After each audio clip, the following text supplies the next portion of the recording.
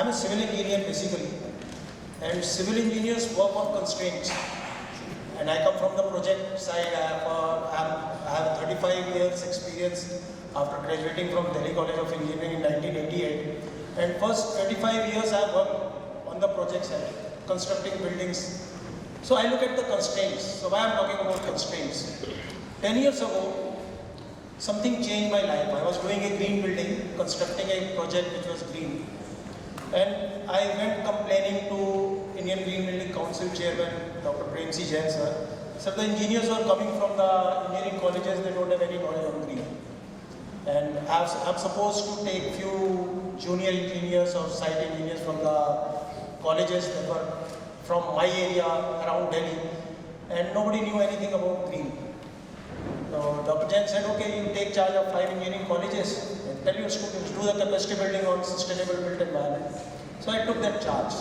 So I took charge of 5 colleges around Delhi and that changed my life. So with IGBC I kept on doing the work, kept on escalating, and then I was in the coordination committee for 300 odd engineering and technical colleges of IGBC as their IGBC student chapters coordinator. Right now I am national chair for activities with SOCHM along with IGBC. Also I am expert member for All India Council for Technical Education of Clean and Smart Campus Award. Why I am telling you this? I am telling you this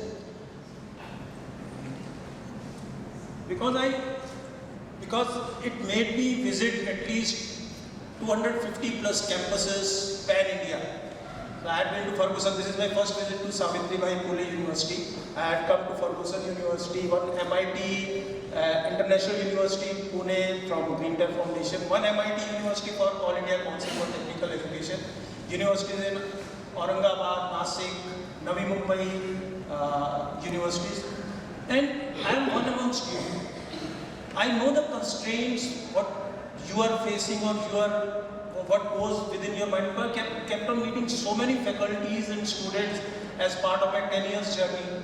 So I know what's going on in the minds of faculties, and I have been doing few faculty development programs for NITR and other college bodies called me to talk on green building, sustainable built environment. So that's why I have taken the mic. I am one amongst you. You can treat me one amongst you. So my presentation is about the constraints what educational institutes or universities that might be going in your mind when the discussion comes from the professionals like Mirza Saab and Srinivas sir about what we want to do. So I will guide you how it has to be done in a very simple way. So someone please keep on changing my slides. So this is the CO2 chart, and we can see building and operations are 28% and 11% is building materials and construction. So India is a developing country. It has been talked. Lots of buildings are yet to come up. Lots of colleges are going into expansion. And so there are, keep on changing the slide. So as I told you, there are 3 focus points I will be talking about. I will be taking a small discussion on green buildings and carbon footprint. And we saw everybody, all the presentations before me, they were called data points. And what are the data points of the institutions? So as I have told you, I keep on meeting colleges and I know how the way you keep your data. So I will guide you through what's the right way to keep data. Yes, there is a big gap in the data. They need for net zero calculations in the data we have been used to.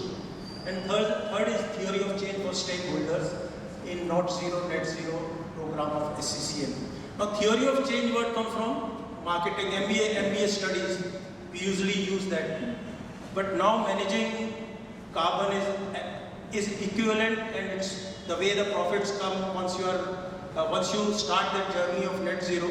So we have to follow that theory of change for ourselves. Now there are 2 types of carbons. One is embodied carbon that goes into the materials when you are constructing your institutions or renovating.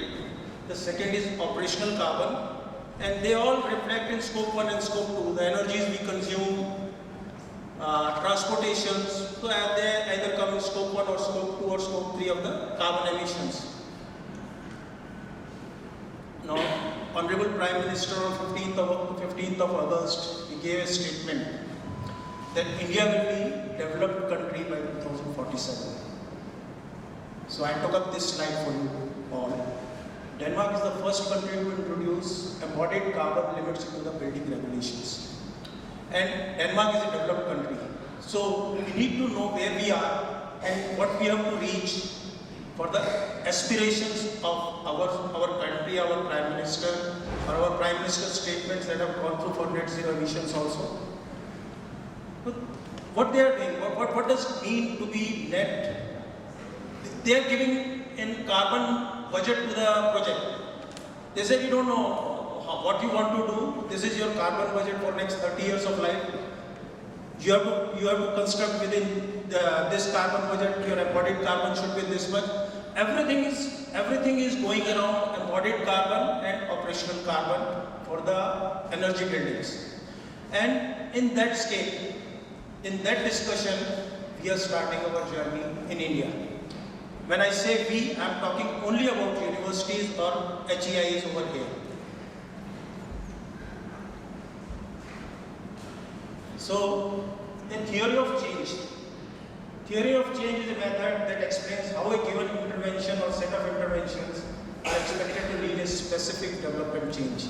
So, we are here for that intervention. We are starting our journey of net zero carbon, as Dr. Shedesa said. So what's net zero journey?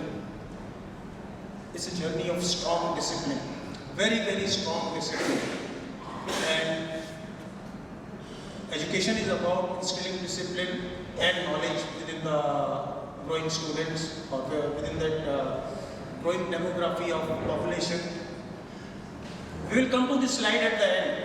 I will again take this slide and discuss. So I will first go through basics and Srinivasan also talked about green building. This all we have covered. So what's a green building? Green building is only about efficiency. Forget the word green. Green is just a word. It's all about being efficient. Efficient in three ways. A green building can be inefficient. Efficient, there are three parts to engineering. If there are engineering people here, they will understand. One is design engineering. Design engineering has to be perfect. Then one is production engineering and one is performance engineering. Performance engineering can fail design engineering. If you are not performing as a green building, then we can fail a green building. And going net zero journey, your performance engineering goes 100%. I will give you the examples of this building, this hall during the end of my presentation. Sustainable site design, choosing a sustainable orientation of the building, conserving water, conserving energy, conservation of resources as well, management of waste, and indoor environment quality or indoor air. So these are 5 major components which give you a building either it's green or not green. So I will get through only few points and these have been discussed. So it's about the orientation. Once you orient your building in a right way, then you know how to use the sunlight. But at the same time, if your building is oriented on the right way and you are not using the sunlight, natural light by closing that and using artificial light, then your behavior has nullified the design of being green. So please remember, behavior takes a bigger part, and we are here, this net zero journey of students and faculties alike. This will change your behavior and align you with the design parameters what were used. Gravity fed stormwater system, Chairman sir said how 7 lakes of Guwahati, IIT Guwahati are not allowing the Guwahati campus to be flooded during the rains. Double glazing, native landscaping, using native plants. The plants which absorb less water. Pune is blessed to be in a water access region, but India altogether is not blessed that way. Soft payments. We do lots of hard payments where not needed. So I'm saying there's a hard paving going on outside where you're having lunch. If you can have more soft pavements, more absorption of water. These are small design elements which make your building green by conserving water, runoffs. So reducing landscape water demand, these green grass landscapes, we keep on going to the colleges, even private universities, they have big lawns, green lawns, and they keep on guzzling water. So these water guzzlers, these green landscapes are not making you green. You have to have your control on your water demand. Using efficient water taps within your institutes. So these are, they reduce your building water uses. These are few points which make your building either water efficient. Another, next slide. By using, reusing the recycled material in interiors especially. In interiors, lots of recycled material can be used. This makes embodied carbon go on the lesser side once we are talking about the net zero. So that's the advantage of designing and constructing a green building. But if you are not behaving as a green building, or if the behavior part has gone on toss, so all the green, whatever carbon you have saved on the design side will go on the loss on performance side. Renewable energy is one of the points. Segregation of your waste. So there is something wrong here. This is a question trivia for the faculties. Now when I was a student, you kept on giving me triggers. Tell me what's wrong in this slide. Can anyone? एक गलती है. Order reduce. 10 out of 10. So it's reduce, reuse, recycle. The 3 R. And so this is how you manage your waste in green building. And this is all we are doing. This is all we know about. I'm just taking you through what the green buildings are.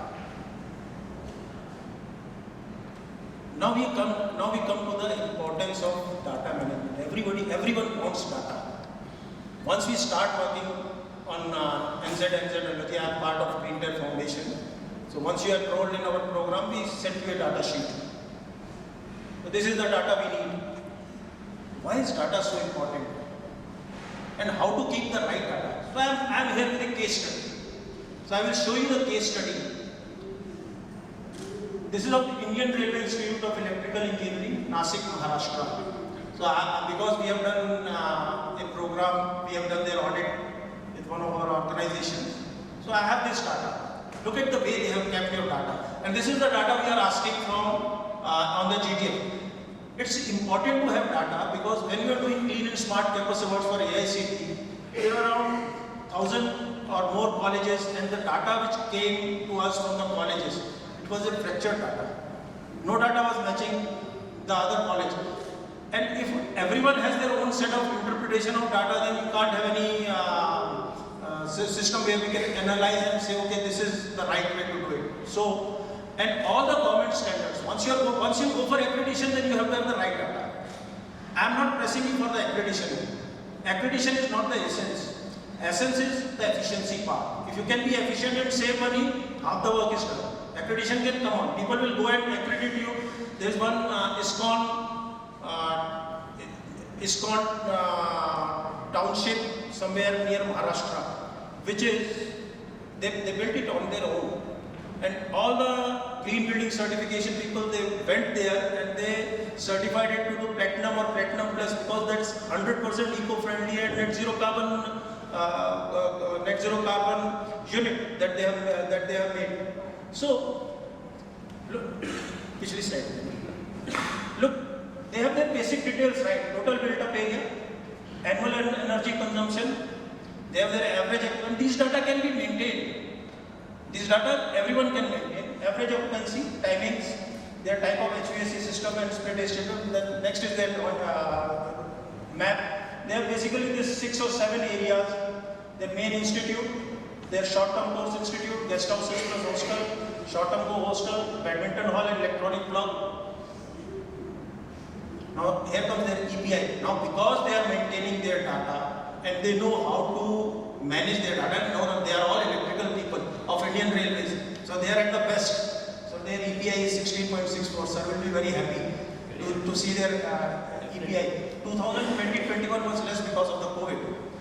And energy performance index is kilowatt hour, kWh per meter square per year. And to get down to that EPI or to get down to this measurement, you need to keep your data right. This is their year-wise unit consumption, COVID year impact. If there was no COVID year impact, this would have been, the dotted part have been their data. We need to create data like this. And I am there to help you. We at Green Deer Foundation are always there to help you. Just a call away or SMS away, me and Durga. If anybody wants to connect with us, we are there to help you. This is their total connected load. How much boosters are taking? This comes by use of sub-meters for their various facilities. So what I have seen with the educational institutes, and trust me, I have visited lots and lots. All type of institutes, government and private, newly built, old, and we have a big gap in maintaining data, maintaining our sub-meters. Till the time we don't have sub-meters or sub-metering happening, we don't know where we are losing our energy. So, and yeah, please come to the next one. Now look at their 6 units. Now they have their data for there. They know badminton hall is using 72% on lighting because it's more of a lighting going on. 26% is on HVAC and 2% is on their equipment, whereas institute is having bit more on the equipment. HVAC and this STC hostel was having even less on HVAC because there was no air condition over there. So they have their own data and they know where the interventions are needed. So it's very important to keep data in the right way. I've just giving you an example of energy data. Similar data can be kept for waste, water, everywhere. This is the energy consumption of blocks. July is the maximum energy. The same graph was shown by Sir also. So this is, we colleges need to keep this data. And for this, it's not a big interventions you have to do. You need to change the way the things are happening in your institutes. This is the journey to the net zero. In order to achieve their net zero energy goals, first sharply reduce energy demand using energy efficient technologies. What Sir also explained this. Utilize renewable energy sources to meet the residual demand. Point number 1 is analyzing the data from facility energy use to determine what energy is used and how the energy use varies over time. Point number 2 is building walkthrough, inspection, audit, looking carefully at each end. This can be done. We want at NZNZ program. We want to empower the college to do it themselves. You don't need any big professionals to come and help you out.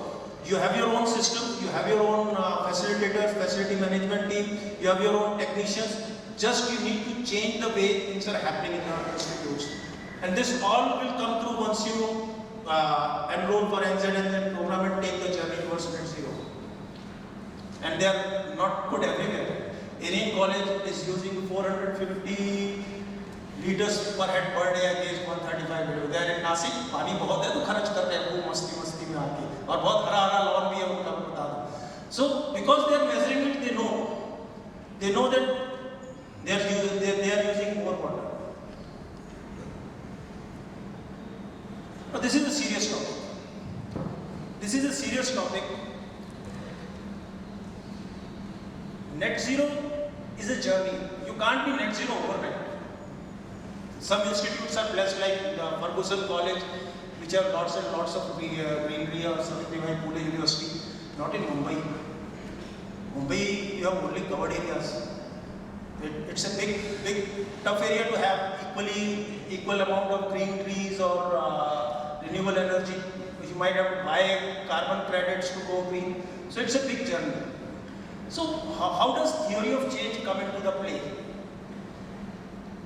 In the journey of net zero carbon, I would say it's a full cycle.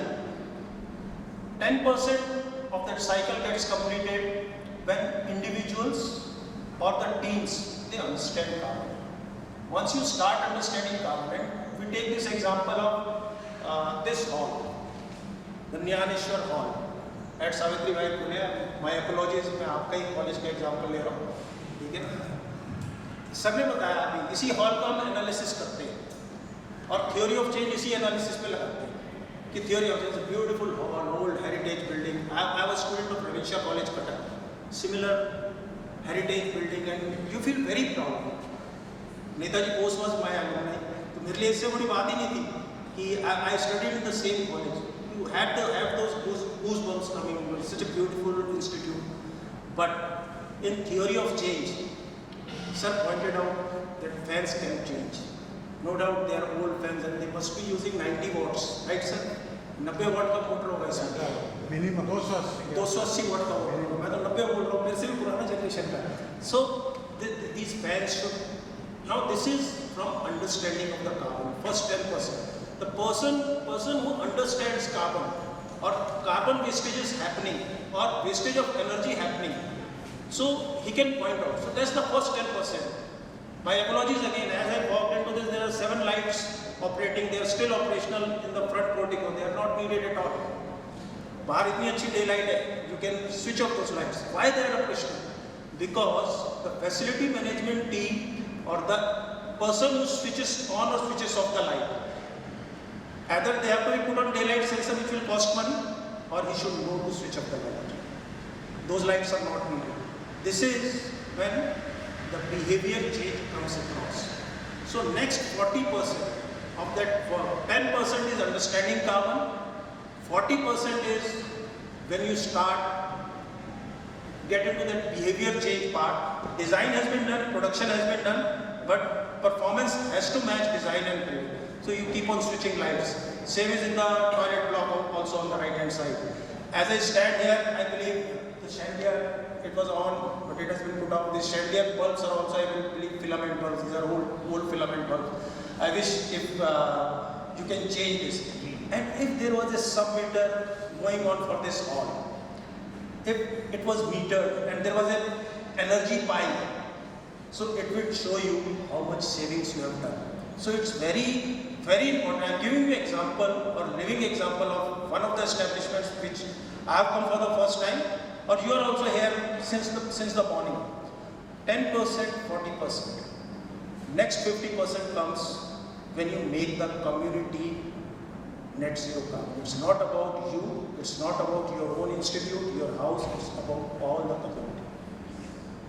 That's what Prime Minister has taken a dream, that's what Dr. Rajendra Shinde sir has taken a dream, that colleges should take the other colleges along and make the whole community net zero.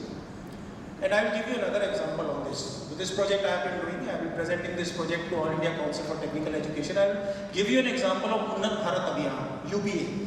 So we have all faculties and students and administrators from the universities and colleges. Every college was given five villages, right? So this was pre-COVID when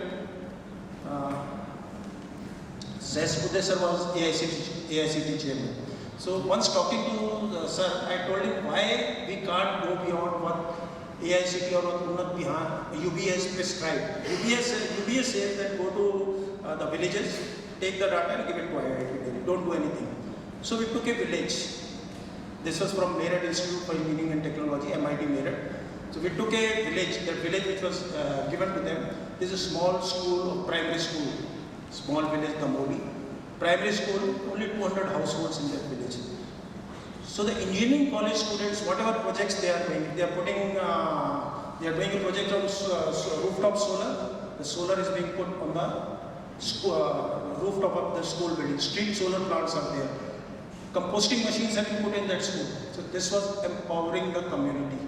So each college is taking those village schools, teaching those villagers about how to be more efficient with energy, with wastage, save water. So this is going the cycle. So that's the next 50% work, empowering the community, what Dr. Rajendra Shinde sir has been doing with NZ. And we request you all also once you come along the fold on this journey of SCCL and Green Tech Foundation under the leadership of Prakash Javadekar sir and all the gentlemen over here. So this is what theory of change is. So we have to go back and see what's our theory of change for our college, what we take aways from this workshop. this is, what are we lacking? I was talking to Ferguson College faculties last time.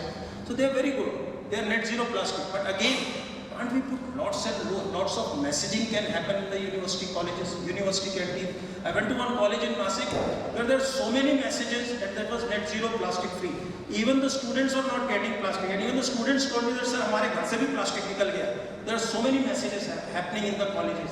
So we can paint the universities or the colleges with lots of posters, lots of material, lots and lots of areas over there. So I end my presentation with this, where this is a Delhi cartoon.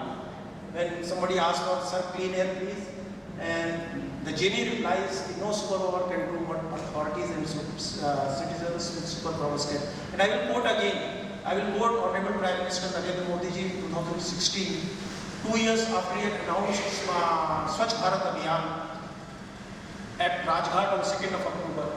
Honorable Prime Minister quoted that even if today there are 100 Mahatma Gandhis or 1 lakh Narendra Modi, they can't clean the India unless until 125 crore citizens come all together and they contribute towards the cleaning of India. Thank you. Jai Hind, Jai Bharat.